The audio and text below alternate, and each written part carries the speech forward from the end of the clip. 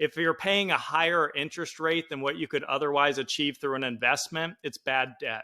Hey, what's up, investor? Welcome back to another episode of the Passive Income Adventures, where we are going on an adventure today with Travis Watts. I'm really excited to have him in the studio recording with us because Travis is one of those people that I talk about when I'm saying find somebody who's doing something that you want to be doing.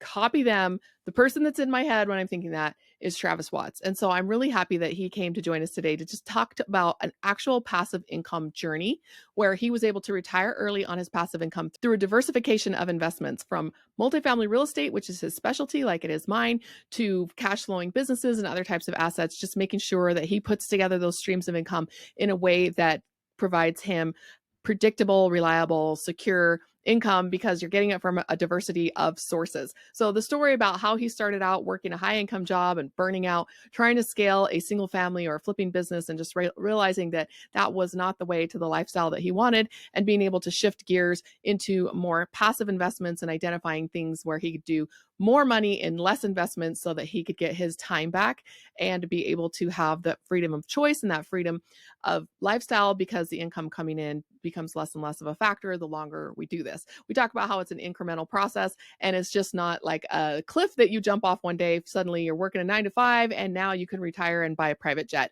It really is an incremental process of preparing to leave the 9 to 5, preparing to basically retire early, and how to continue to build that money through retirement, especially the early years like what we're in right now, is to be able to keep incrementally building that up little by little so that we can continue to upgrade our lifestyle and be able to do the things that we want to do by giving back to our community, serving those around us, and being able to spend more time with the people that we find to be most important to us. Having that freedom to work on the things that bring you joy and that make you passionate about being alive, that's what this journey is all about. It looks different for everyone. Travis's journey is no exception, but it is certainly inspiring and give us a lot of great ideas about how we could possibly build the lifestyle of our dreams and take more passive income adventures. Thank you for joining us today.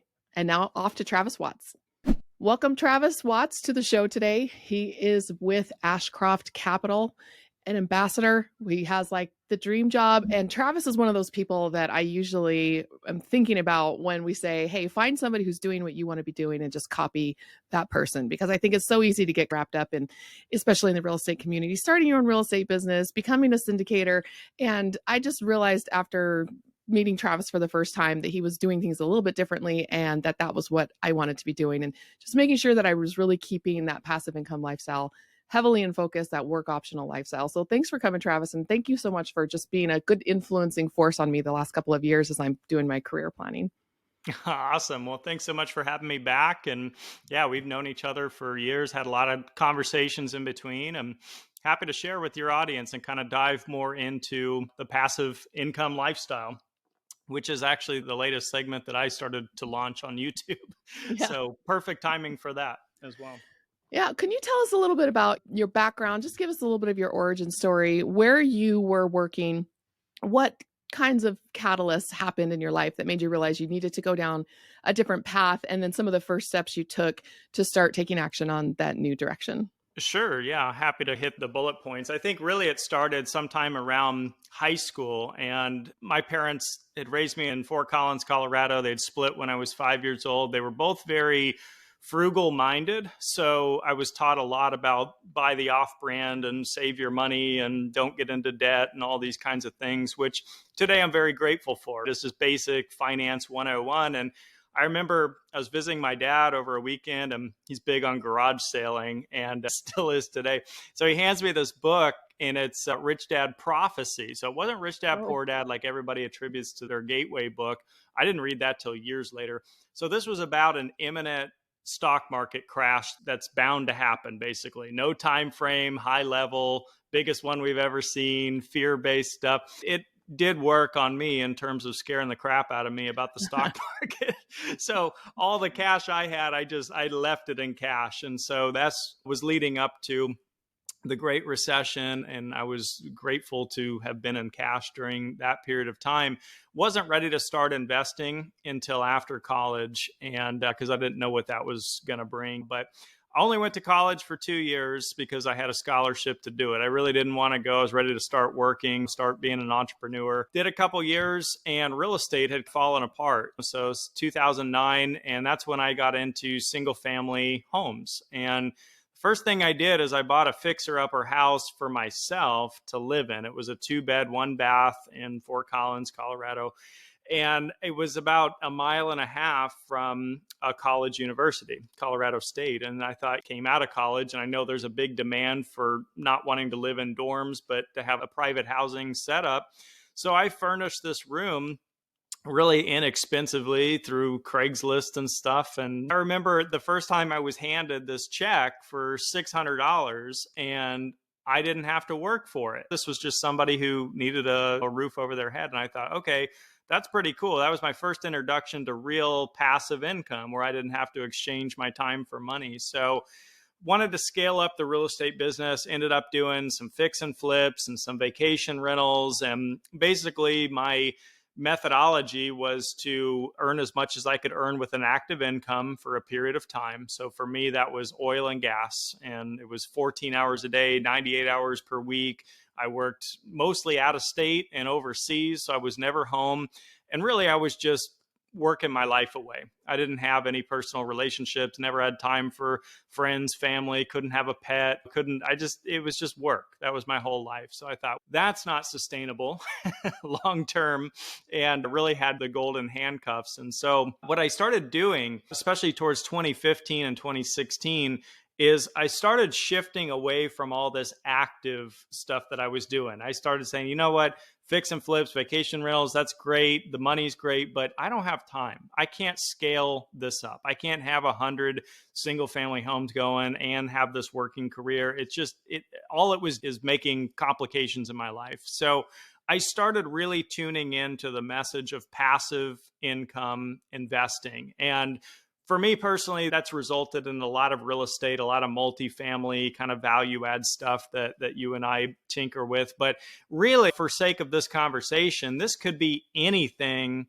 in the world that produces passive income. And I define that as where you do not materially participate in the business itself. You are just an investor. So simple example, think about buying a stock. It's passive income if they're giving you a dividend, right? You don't have to work in the company. You don't have to run the company. You don't have to sit on the board. You don't have to do anything. You just made an investment and you're getting a dividend. So it could be dividend paying stocks. It could be covered call ETF stuff. It could be ATM machines. It could be self-storage, mobile home parks, syndications, hard money lending. There's so many things that you can do for passive income. And so what I started doing is diversifying and building that up to the level that first allowed me to leave my oil and gas career, which I absolutely hated and was going nowhere and wanted no part of. And so that was my first taste of what financial freedom is all about.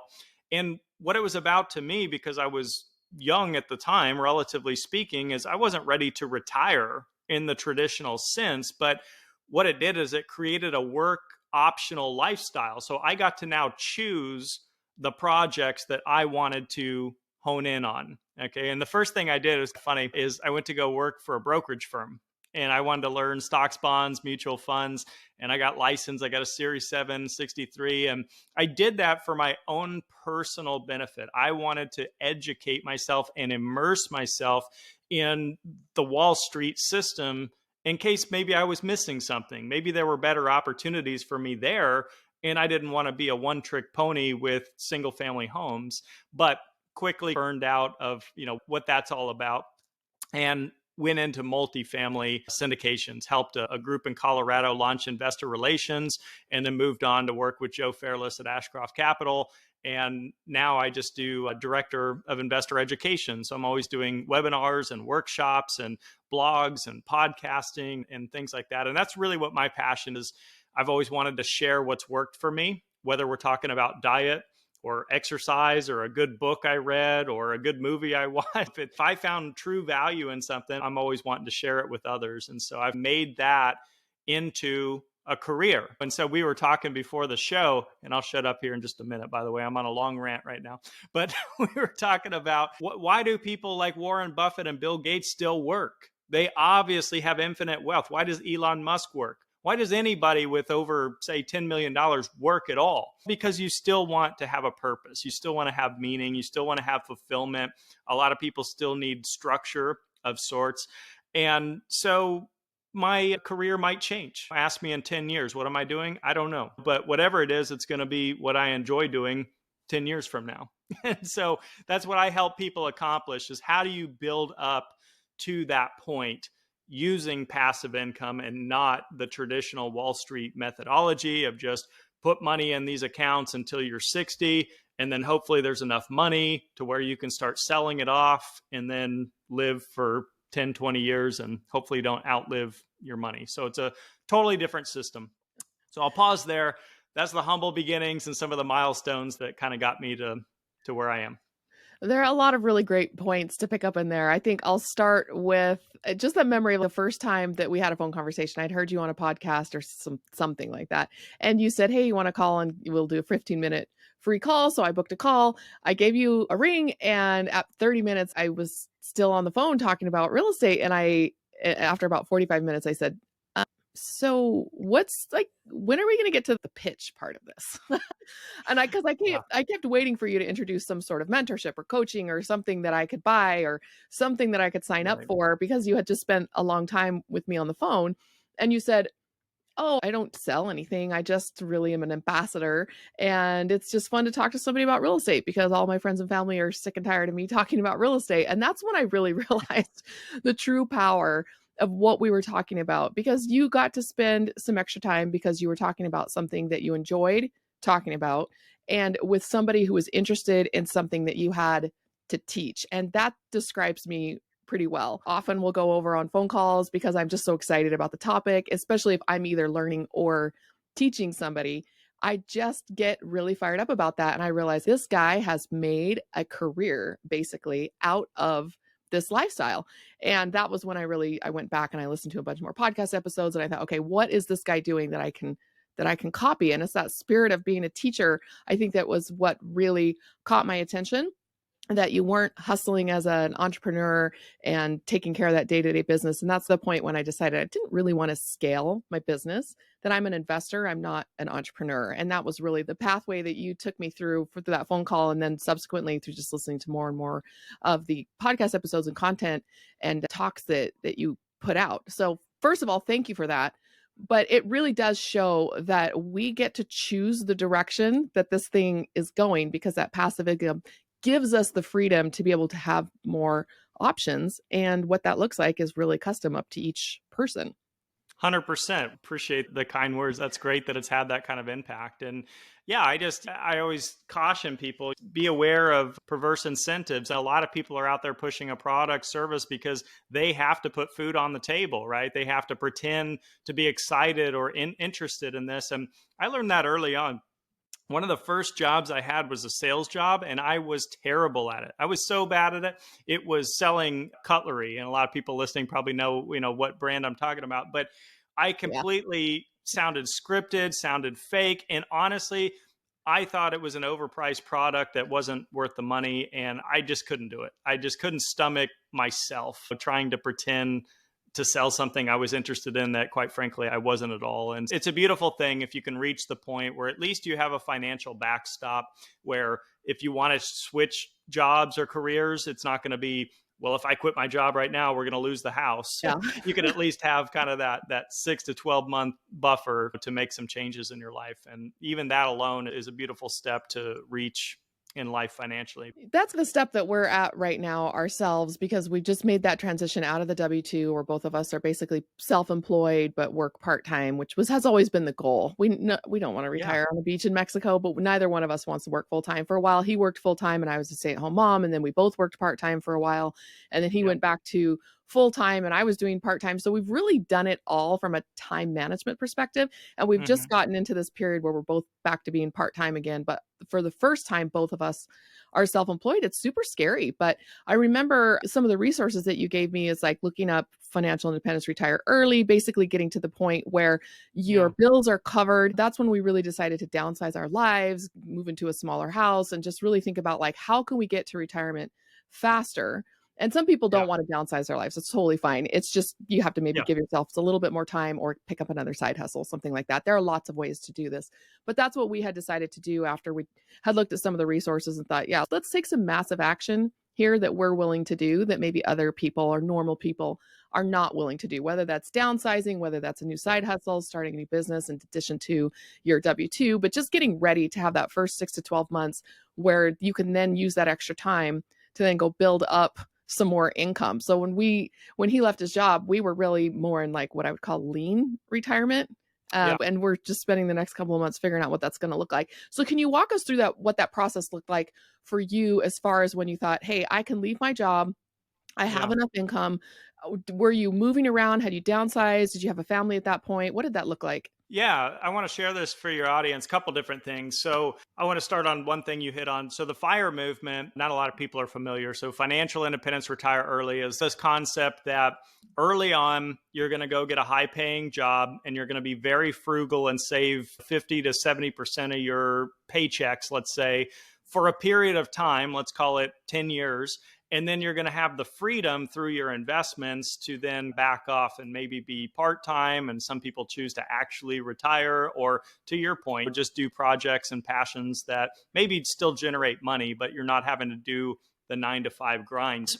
This was my strategy. It was similar, but it's different. So the FIRE movement relies heavily on this concept of the 4% rule. Okay, so you're going to have $1 million in some brokerage account, let's say, and you're going to sell off 4% a year of the portfolio to live on. So with $1 million, that's 40K per year. And the theory is you're trying to be conservative because if the stock market traditionally gives you 8%, obviously it's up and down every year, but if you look at the long-term 100-year trend, it's about 8 to 10% or something. So you're factoring in a little bit of inflation, a little bit of volatility, et cetera, and then you're trying to live a frugal, meaningful lifestyle. So the steps that I took without ever knowing what the FIRE movement was is I did the high paying job. That was the oil and gas stuff. I also did side hustles. That was fixing and flipping houses and vacation rentals and having roommates and blah, blah, blah. So all these things are a lot of sacrifice, right? It took a lot of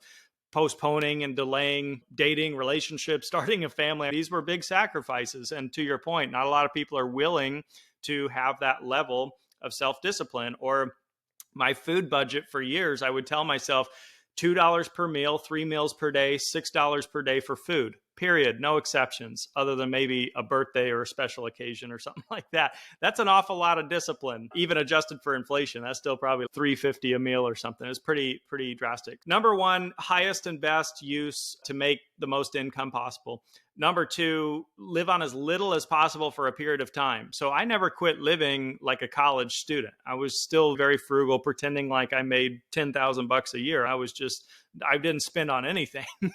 And then number three, you have to be an investor. Okay. It's not the money under the mattress thing. It's not 0.1% in the bank. You have to be an investor. Now, for me, it ended up being about passive income, which even elevated my income higher. And that's what actually allowed me to move away from that career. And I'll skip quickly to number four. It's avoid bad debt. And the way I look at bad debt is if you're paying a higher interest rate than what you could otherwise achieve through an investment, it's bad debt.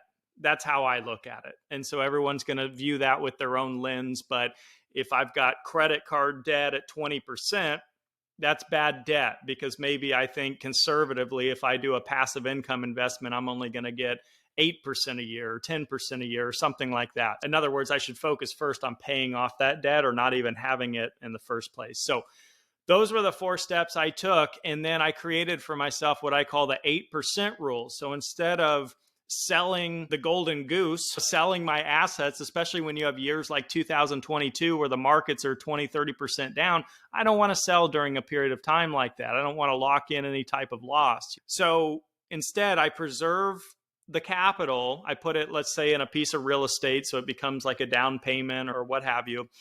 And I live off the passive income that it produces. And I'm not even talking about the equity upside. So when you fix a place up and sell it and hopefully at a higher price, that's just icing on the cake. That's not even something I ever rely on or try to predict, because nobody knows what equity is going to be about 5, 10 years down the road. So if I can average an 8% in my portfolio, which I've done, I've exceeded that, but conservatively speaking, 8% a year since 2015, 2016, that's what I use for my income. And that's how I've structured it. So you might ask yourself in 2023, because you're looking at doing an apartment syndication, you're like, wait a second, this thing only is going to cash flow 5% this year. How are you doing 8? Well, I'll do a deal like that in hopes that equity ends up being there and the overall return ends up being substantially larger down the road. But again, not relying on that. And then I'll come over here and I'll do like a private note investment that pays me 12% a year, or invest in ATM machines that give me 15% a year, or whatever. So I'm going to try to merge that 50K here, 50K here, and still try to stay true to that 8%.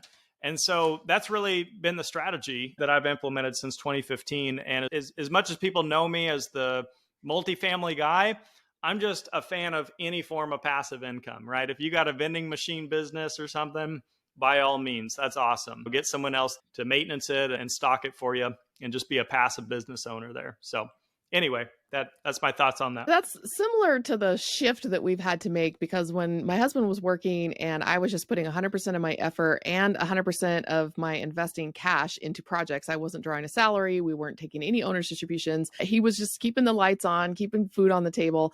And 100% of my stuff went into really high growth types of investments where I was really not caring about cash flow. I really just wanted things that were maybe skinny in the front and fat on the back, because those are pretty easy to find. And I felt like we want the fat on the back because we don't need the money right now. And then we've had to completely make a mindset shift when we decided, okay, he's going to be ready to leave his job in about a year's worth of time. So we're going to have to start shifting over to things that cash flow. And it's been very difficult for me to look at cash flowing deals, because they're typically cash flowing at a lower rate than maybe they're fat the whole way through, but mostly they're medium the whole way through. And so giving up that upside on the back has been really difficult for me, and finding investments that cash flow so that we can live on the cash flow. And we thought maybe 8 to 10% of our total portfolio should be about 120K a year. And that's what we were shooting for. But it's just been really difficult to find cash flowing deals. So do you have any tips for me and also for our listener on being able to live on the income rather than putting it away and hoping it's bigger for a retirement much down the road, for people who have really targeted dates that are coming up pretty quickly? Yeah, a couple thoughts, and I appreciate you sharing that. And yeah, I don't want to make things sound too good to be true. So let's break it down to reality. In 2015 and 16, when I first started doing value add multifamily syndications, it wasn't uncommon for the cash flow in the first year to be 8, 9, 10%. It was very strong, very healthy. Well, what happened is the market kept going in a bull trend. More people started taking syndication courses and books, and more institutional interest came in, and the prices just inflated to the point that a deal today is only going to produce maybe 5% cash flow. So nearly half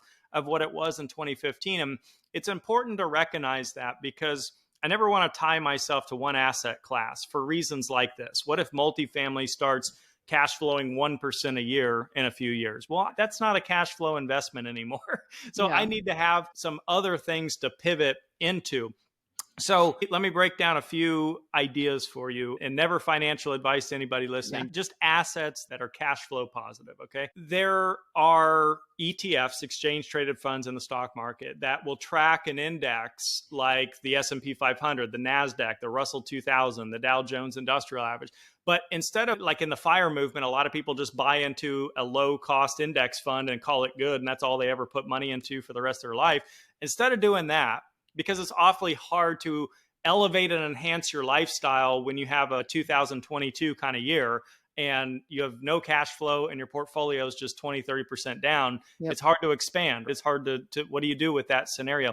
So these ETFs, they sell covered calls. Okay. So they're I'm not going to get in all the weeds about this, but they do it for you so that you don't have to. And what that means is they're allowing somebody to buy their shares at a particular price. They sell them at the money every month. When you sell a covered call, it generates income. Somebody's basically like buying a contract from you to buy your shares. Well, they distribute that income to the investors on a monthly basis. And a lot of these, not naming any in particular, have yields between 10 and 13% annualized. So the barrier of entry can be very low. If you have a brokerage account or an IRA and access to the stock market, you might be able to buy a share of this for 20 bucks. And then you're in business. You got monthly passive income in my definition of passive income. You could do high yield dividend paying stocks. You can be a personal hard money lender to people who are doing fix and flips or some form of development in real estate or for any other purpose in business, and maybe give out a 6-month loan to somebody, a bridge loan in a sense, with a 10 to 12% interest rate attached to it. And there's reasons that both sides benefit from structures like that. When I do note lending, I tend to do it in a fund model where they have hundreds or thousands of different loans at a time, because you're limiting your risk that way. If one or two goes into default, hopefully you're in a first lien position and you can acquire that property. But in any case, it's not going to heavily impact your overall yield or return. So a lot of products like that have double-digit yields. In fact, that was one of the last investments I just made, was a 12% fund. And so they exist. So keep an open mind to know that while you might be capped out at that particular yield, in other words, that 12% fund is never going to pay me 13%, it's going to pay me 12%, and could pay me less if something bad goes wrong with the business. So you always have to think about your risk in that sense. Whereas a syndication might only pay me 5% year one, but if they can adequately get through the business plan and sell at a higher price and execute properly, it might end up being like a 15% return or a 20% return on an annualized. That's an IRR figure. So the point is, there's risk in everything. There's no perfect investment, but just know, for anybody listening, there's a lot of creative ways to create passive income. I know a guy, I was talking to him a couple of weeks ago, he bought a blog. He doesn't do the blog. Okay, he has content writers. He manages the ads that go on to the blog. And it's a completely, well, I say completely passive, not completely, but all he has to do is manage the relationships with the people who want to sponsor the blog. And so he made an investment. He bought the blog. He owns the domain. And now he just gets cash flow every month from sponsorships. Or my wife and I used to have two places that we lived in, and we would leave a car at one of our homes, and we found a service that would rent our car out when we weren't there. They would wash it, they would detail it, they would make sure it had gas in it, they would clean it, they would do everything. And we had this 50-50 split on the profits. And so we ended up just cash flowing a car that we weren't even using or needing at the time. And it was a pretty low basis car.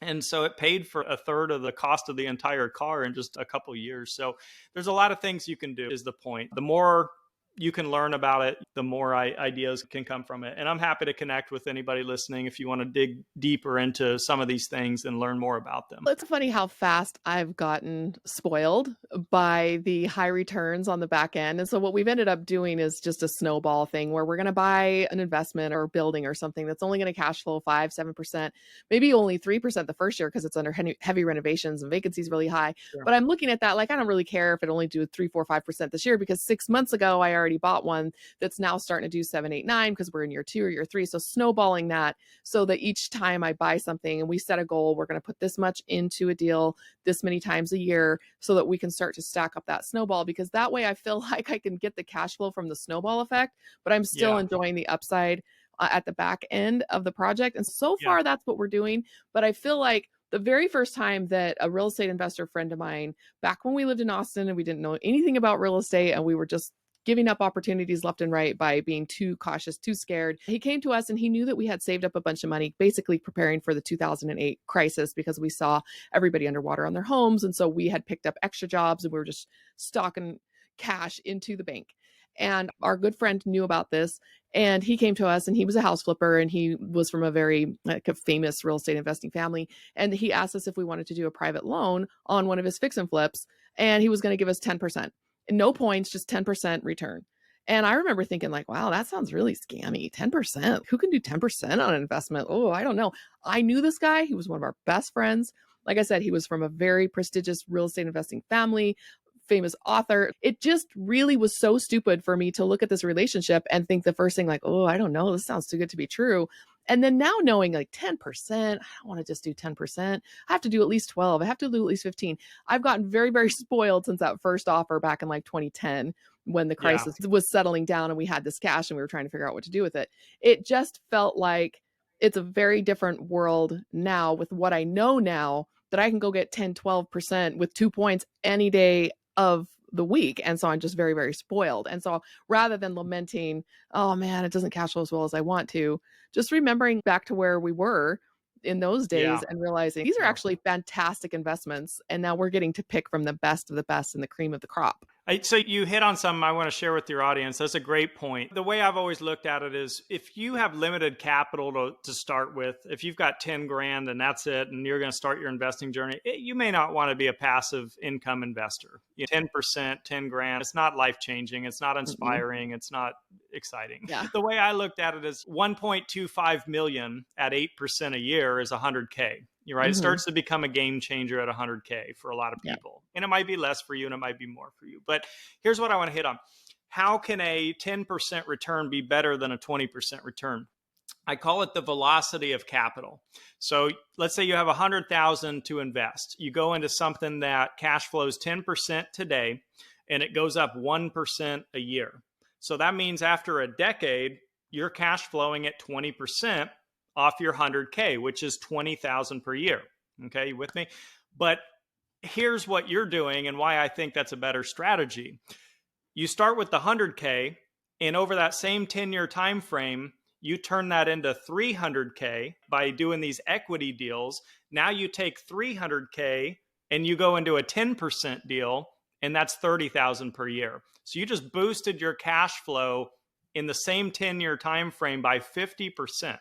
Instead of getting 20K, you're getting 30K. So that's the velocity of capital. So I do the same thing, but I still prefer a cash flow component to the deal, even if it's modest. You know, like to live on that. But it's to influx the money, to fix something up and make it better, to make it its highest and best use, to sell it, to cash out, whether you're doing a 1031 exchange or you're cashing out and paying the tax, which should be tax favored if you're holding longer than a year. And then you do the same thing. You just keep rinsing and repeating. Buy a fixer-upper, make it better, polish it up, sell it, cash out, buy a fixer-upper. And so that's what I've done all the way from single family into multifamily, whether it's car washes, self-storage, anything I do is going to have value add component to it. I'm not one to go invest in some brand new luxury, high-end Manhattan penthouse multifamily thing. You're completely market dependent. There's not much you can do to affect rents positively if everything's new and shiny and you paid full price for it, right? It's like buying a new car. It's just maybe not as good of a financial strategy, let's say, as to buy a fixer-upper car that you can fix, make better. And we've had cars that we've put 50,000 miles on and sold for a higher price than what we paid for them. So it's just my mentality from childhood. But anyway, I love your strategy. Just wanted to share that with your listeners. That's good. It's good to get some reinforcement because I feel like we are on the tightrope right now and our safety net has really, really big holes in it. So I don't know if that's actually accurate, but I think stepping away from the W-2, it's a huge mindset shift. And my husband was saying one day, he said, I'm just used to getting paid every 2 weeks. He goes, and now we just have to reset our thinking to say, well, we're going to get paid every 3 to 12 months. And hopefully that big paycheck will come and then we can allocate that over the months. And he said, that's just going to be a mindset shift for me, because at that time he was still thinking, I don't want to quit my job until you have 10,000 a month coming in month after month after month after month. And while monthly distributions are great, it's just really not the way that it works in the passive income lifestyle. You're basically just going from project to project to project is what I've learned.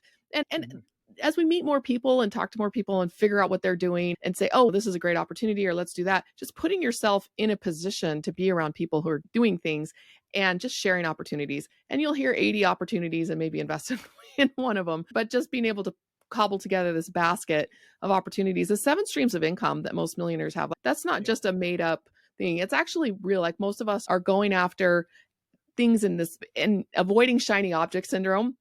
But it sounds like we're doing shiny object syndrome because we have to have 7 streams of income, yet we're told to focus and niche down on one thing, but yet we have to have 7 streams of income. So I find myself oftentimes lost in knowing What do I niche down on and what do I diversify into? So what's your approach there? Yeah. So Warren Buffett has a great quote: never rely on a single income source, create investments to make a second source. So I take that a step further. Yeah. Why not make 50 sources of income? So the thing is, if you look at it from active sources of income, that could be challenging. Mm-hmm. Okay. But that's not what the statistic is trying to portray. So you could have a brokerage account that you've got a money market account paying you 4% right now. And so there's a stream of income, and a high yield savings account and a bond and your job and a little side hobby that you do. You can quickly get to the 7. How do I approach it? I diversify into as many things as possible, mostly to learn about them in case I ever need to make a pivot or a change. I don't want to just know one thing. I remember my uncle, he was a house flipper and developer in Denver, Colorado. And I remember like thinking how successful and seeing his success moving from these mediocre neighborhoods into these luxury neighborhoods into almost buying mansions in Mm-hmm. Denver, basically. Well, that ended in 2008. And he just kept rolling his profits into one deal in one thing. He knew one thing, he knew one way to make money. And he almost lost everything. That house really, it went down probably about 50%. He had a lot of holding costs to it. It was just it was a bad deal. Had he been more diversified and 2008 starts to unravel, and then he can say, well, I'm going to pivot over here and I'm going to start doing these, whatever it is, self-storage, car wash, syndications, whatever. He could have done a lot better with it. So I think the only thing I've ever come up with to limit your risk in general as an investor against fraud and against downturns and against everything that might pop up that's a risk is to diversify. So I probably have 50 plus income streams. It doesn't mean each one's bringing in thousands and thousands and thousands of dollars, right? Some of them are $150 a month, but it's something. I like the incremental mastery approach that you mentioned. You're learning about something, you're getting really into it, you're diving down the rabbit hole, but that doesn't mean that you forgot everything that you learned about the previous thing that you were doing. And so just being able to take the time to say, "Hey, I'm doing this. I'm pretty good at it. I feel like it's not on autopilot, but we're getting pretty close to having it on autopilot. Let's go learn about the next thing." Because diversification really is key. But I know a lot of investors will hyper diversify and it becomes extremely time consuming to vet out new opportunities Yeah. and to track the old opportunities. And so finding that balance of diversification and then just lifestyle of being able to manage it all is really tricky. I think, especially for those of us Yeah. who really value diversification and security, it ends up Yeah. becoming like a part-time job just to manage the portfolio and then another part-time job to network and find new opportunities and vet new opportunities. So I'm trying to just strike a balance there between those Yeah. two things. No, it's a great point. And I was one of those people who did hyper diversify, especially early on. And in my mind, I made some mistakes, such as I won't do a 25,000 investment anymore in a syndication Mhm. because of, to your point, it's the due diligence that you have to go through, the paperwork you have to go through. Now you have another K1 that you have to file. The Yep. CPA is hiking the bill on me now. It's not cash flowing high enough to make it worth my time. And so I just made that a rule for myself that my minimum is going to have to be like 50K or higher but that's just me, not telling anybody else what to Mhm. do. But I ran a show, a podcast called the Actively Passive Show for a Mhm. couple of years. And it was highlighting all the active components to being a passive Yep. investor. And truth is, yeah, it's not fully passive, but then again, it depends on the person, because we have a lot of investors with Ashcroft that may be medical professionals, and literally they're just skimming an email once per Yeah. month.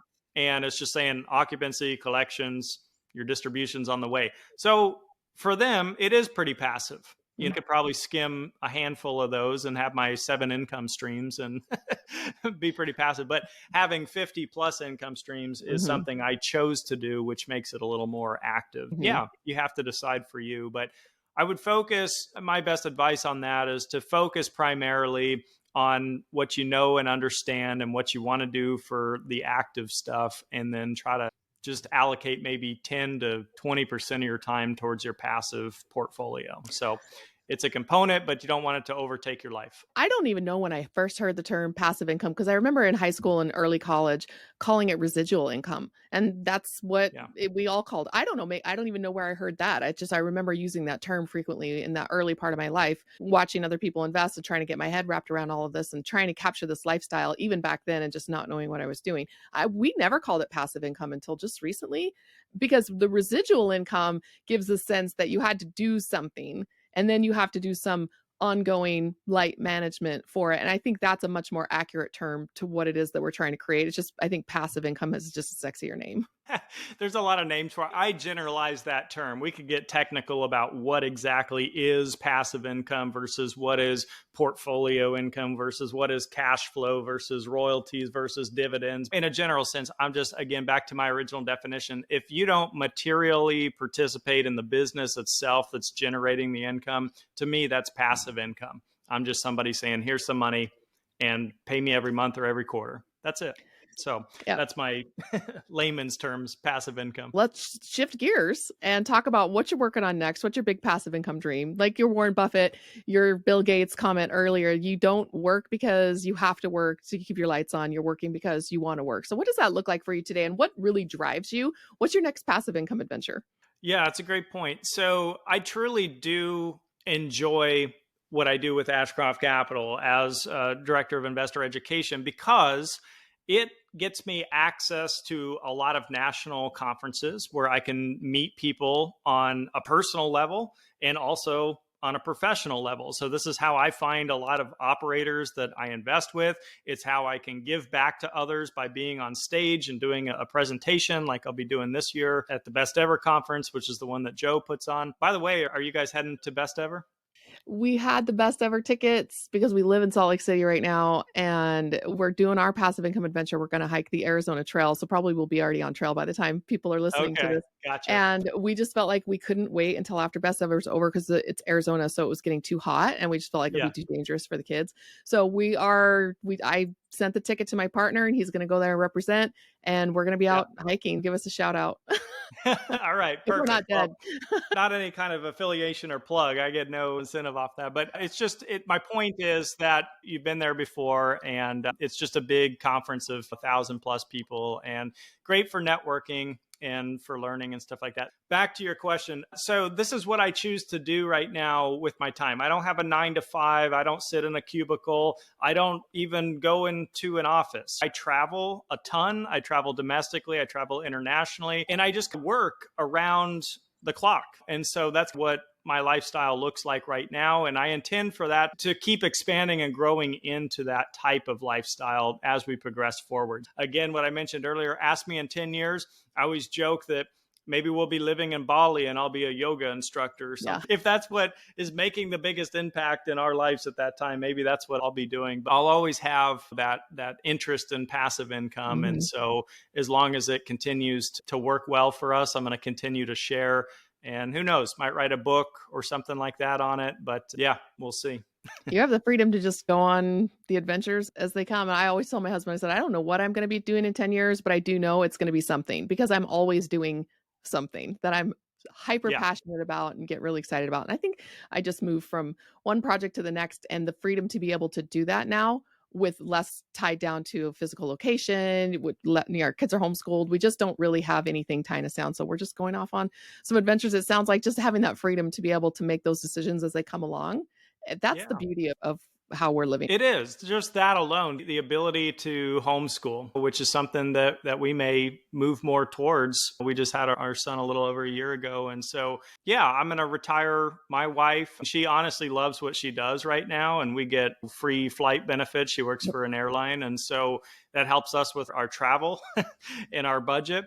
But she's not going to want to hang out there forever. So when that day comes, that'll be another game changer for us. So in the meantime, and to your point, it's just about being able to focus on what you love and enjoy. And what I always say is passive income allows you to do more of what you love and enjoy, and then outsource the rest. And what I mean by that is, like, we recently got a house cleaner. Not that we have a huge house or anything, but what we found ourselves doing is when the weekends would roll around, we would end up cleaning the house over the weekend instead of going Yeah. out and having fun with our son and spending that quality time as a family together. And so I think of it like I go take 50K and do an investment and it starts pumping in $500 per month. Well, we use that to now get a house cleaner or to get a landscaping company or what have you, because those aren't things that I enjoy doing. And it frees up our time to do what we find is most beneficial. So that's the beauty of it. And the cool thing is, we talked a lot on this episode about financial freedom and having more passive income than living expenses, but you don't have to do it that way. You don't have to wait for that moment in time. You could just make one investment one time and now have 500 extra per month, for example, and use that to take an extra vacation per year. Use that to supplement your kids through college. Use that to, I don't know, have a car payment for a nice car if you're into that kind of thing. Like whatever it is, you can elevate your lifestyle through passive income. And I think that's the message I want to leave everybody with. Yeah, awesome. It's an incremental process. It's not this event that a lot of us like to think. We left the W-2. Well, we haven't arrived. We have this incremental process we're still going through as we just take down one bill at a time with passive income. So thank you for sharing that. It's really motivational to see somebody who's actually doing it rather than just thinking about it or wishing they could do it. You went out there and you took action, you're making it happen, and you're teaching the rest of us how to follow in your footsteps. And you would be thrilled even if we surpassed you. That's the mark of a great teacher. So thank you for sharing that. So how do people get a hold of you, and why should people get a hold of you?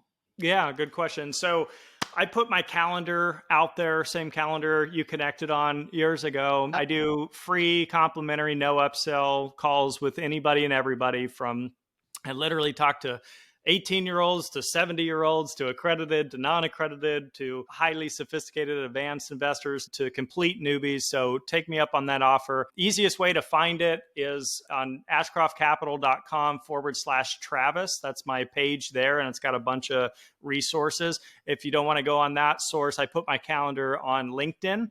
So Travis Watts, and Facebook at Passive Investor Tips, or Instagram at Passive Investor Tips. So take me up on there. Why should you connect? I believe there's a need for passive income for everybody in one form or another, whether it's just to your point earlier, Emma, about 7 sources of income, or whether it's I'm going to start learning the beginning stages of how to retire one day on passive income, or it's I've never invested in real estate and I'm tired of the stock market. Maybe this is a diversification thing I should look at or try. So there's going to be some nugget of information that I'm confident I can help with. And that would be the why, giving that out to everybody for free without any kind of upsell. So take me up on it.